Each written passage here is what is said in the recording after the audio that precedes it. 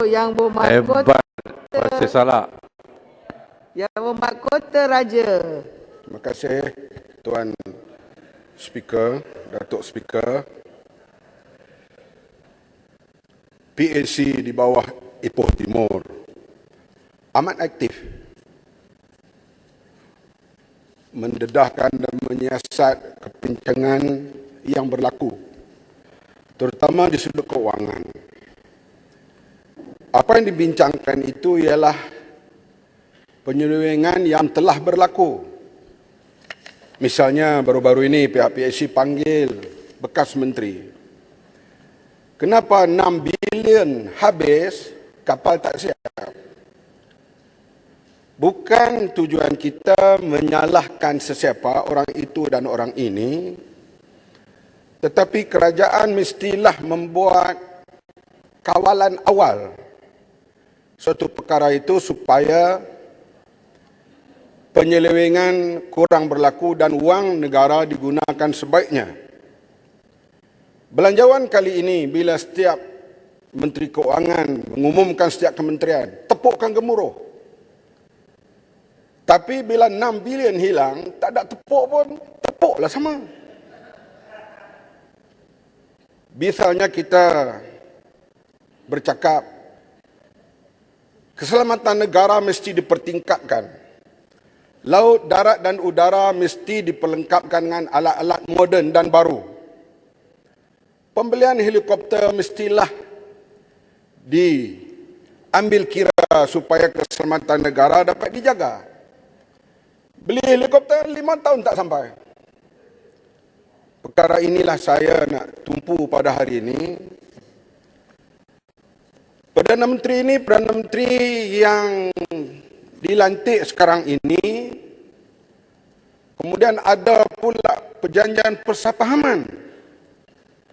Artinya Perdana Menteri ini tak mungkin jatuh sehingga pilihan raya akan datang. Perdana Menteri naklah berani seperti yang disebut oleh Pasir Salak tadi, nak kemukakan satu perkara kerana dia takkan diusik. Jangan lembek. Kita lihat misalnya pendedahan dibuat oleh bekas Ketua Polis Negara Tan Sri Hamid Bado. Hamid Bado ni bukan sarjan polis Gua Musang ataupun korporal polis di Tawau. Dia adalah ketua polis negara. Mendedahkan bagaimana rasuah dan penyelewengan berlaku di kalangan pemimpin politik termasuk parti Lebay. Sampai sekarang dah setahun lebih pendedahan daripada Tan Sri Hamid Bado. Saya tak nampak ada penyiasatan yang serius dan diberitahu kepada Parlimen apakah bekas Ketua Polis Negara itu hanya buat omong kosong.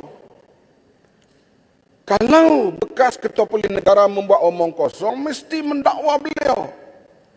Kerana beliau memburukkan imej negara termasuk imej pasukan polis.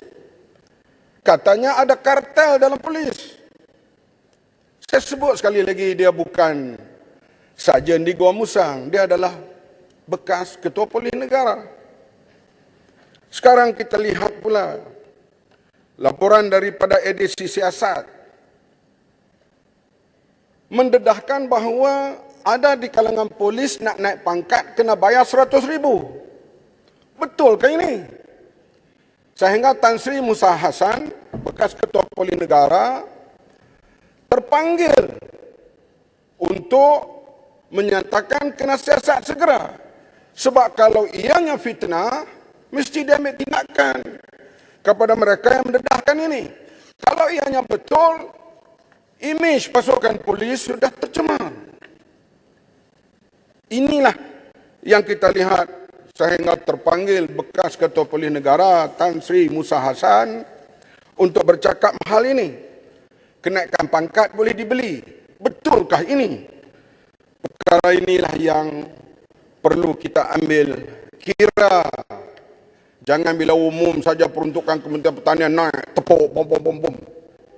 Dulu masa Menteri Keuangan Mat Tampau dulu, dia umum projek PPRT, Orang miskin yang rumah nak reban, rumah robek, bagi 5,000 untuk ganti.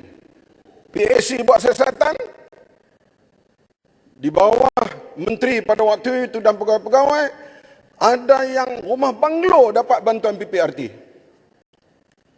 Dia buat bantuan PPRT itu bukan untuk baiki rumah, tapi untuk buat garas kereta. Artinya pengumuman baik, Menteri Kewangan, pelaksanaannya bocor sana, tirih sana, derluih sana. Ini yang wang negara kita habis. Lihat, terdedah lagi Datuk Hasanah, katanya terlibat skandal 50.4 juta. Ejen siapa dia ini? Kita kena ingat, dulu dituduh komunis. Setiausaha politik Perdana Menteri Datuk Abdul Hamid Allahyarham.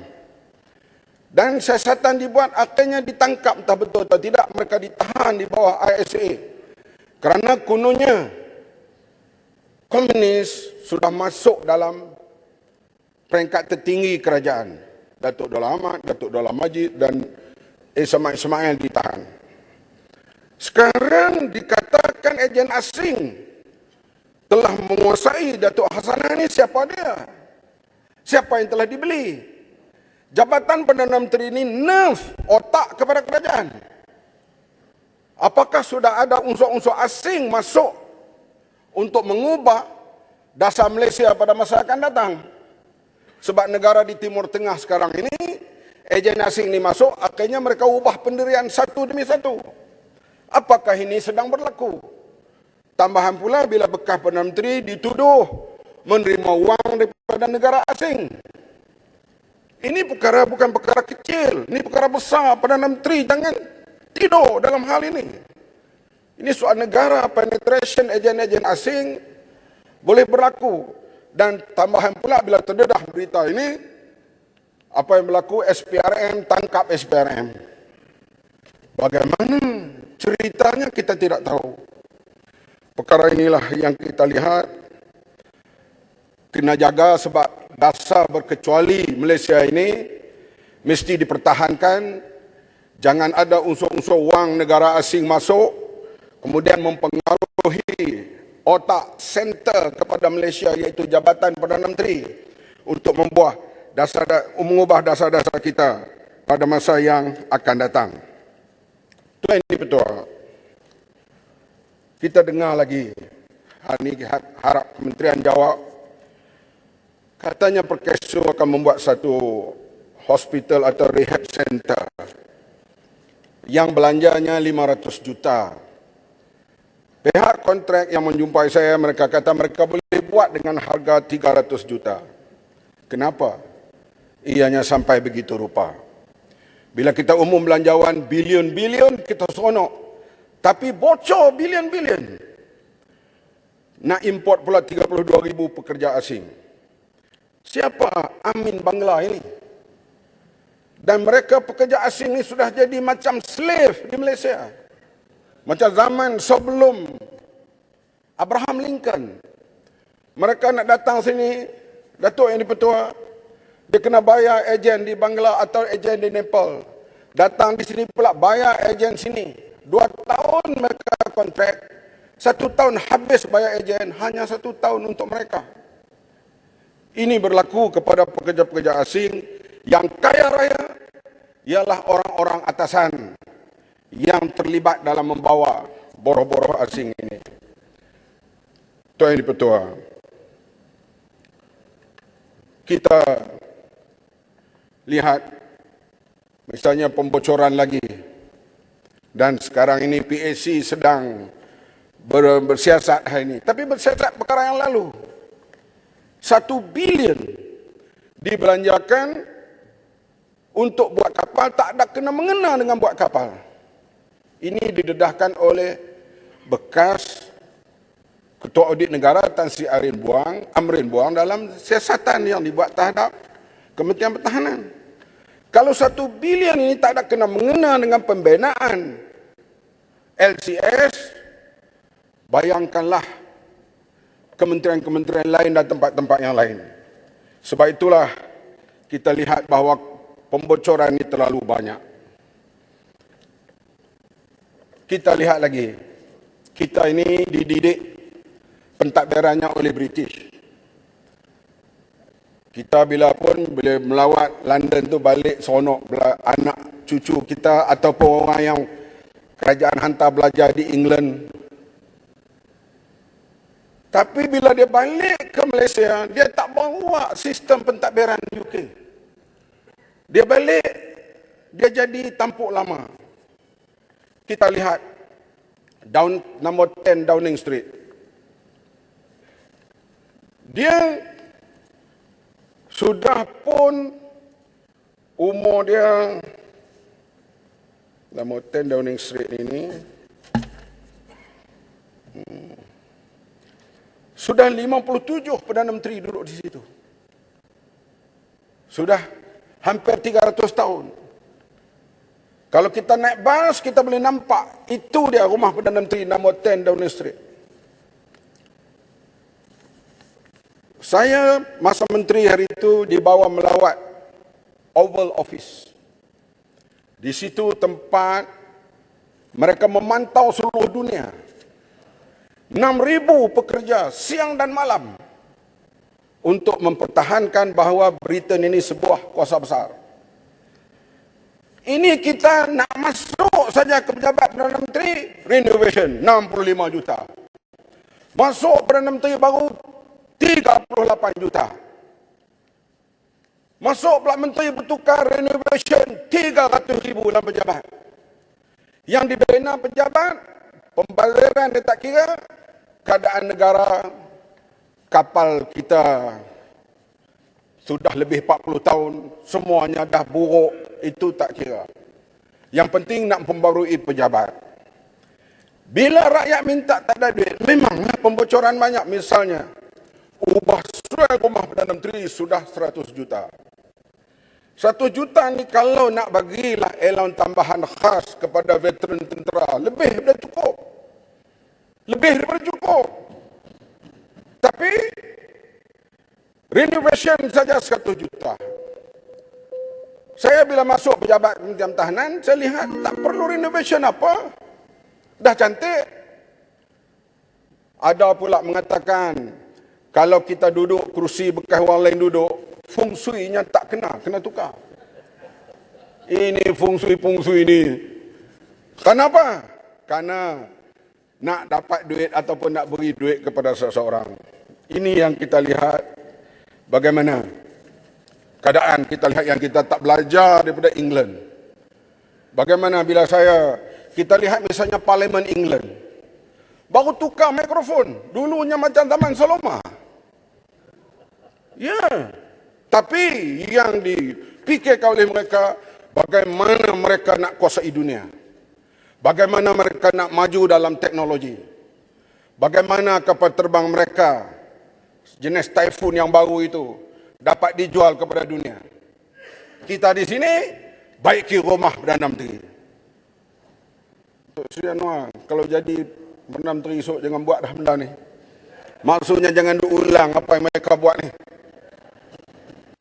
Sebab kita kena lihat bagaimana mereka tumpu hal research, hal pendidikan.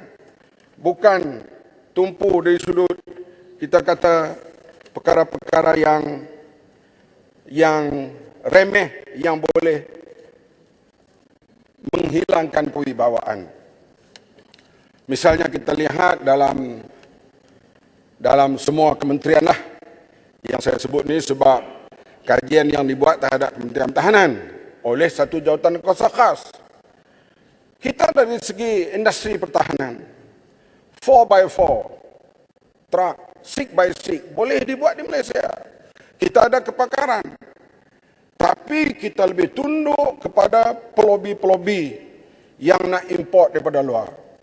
Ada misalnya 6x6 yang digunakan untuk Unifil Lebanon, memang mendapat kepujian dan ianya setara dengan negara-negara lain. Oleh itu kita lihat perlu kita hidupkan industri pertahanan ini dengan lebih serius pada masa yang akan datang. Yang Berhormat Sekali. lagi. Sekali lagi saya nak sebut, Tok Sri, Perdana Menteri ini tak jatuh, insya-Allah hingga pilihan akan datang. Kena beranilah sikit. Jangan kita nampak macam Perdana Menteri kita ni jadi macam hostage, dikawal oleh orang tertentu. Kena berani. Hai Melaka sampai sekarang tak buat kenyataan. Nak buat pilihan raya ke tak? Kalau nak buat SOP dia macam mana? Ini menteri ini bercakap, menteri ini bercakap. Kita jumpa dengan Perdana Menteri, dia kata boleh ceramah atas terang. Rakan kita daripada keadilan, Sabah atas terang, kena denda 10,000. Perdana Menteri mesti tunjuk kuasanya, bukan kuasa nak tunjuk diktator, tapi kuasa untuk mengendalikan kerajaan ini. Jangan ada ugutan-ugutan daripada mana pihak. Sebab itu kita buat perjanjian, persepahaman supaya dia, Perdana Menteri ini boleh kekal hingga pilihan akan datang. Tapi kita nampak dia tak berani membuat sesuatu untuk menyelamatkan Malaysia sekarang ini. Dan kita dengar sekarang ini tenda runding berjalan berleluasa, kononnya untuk duit pilihan raya. Nanti 2 tahun lagi Ipoh Timur akan bincang lagi masalah kebocoran yang banyak, penyalahgunaan wang, dan berbilion pula wang negara kita hilang. Inilah yang kita harapkan. Dan untuk speaker, saya patutnya setengah jam. Tapi tak sampai, tak apalah. Terima kasih. Terima kasih Yang Berhormat. Sekarang saya jemput Yang Berhormat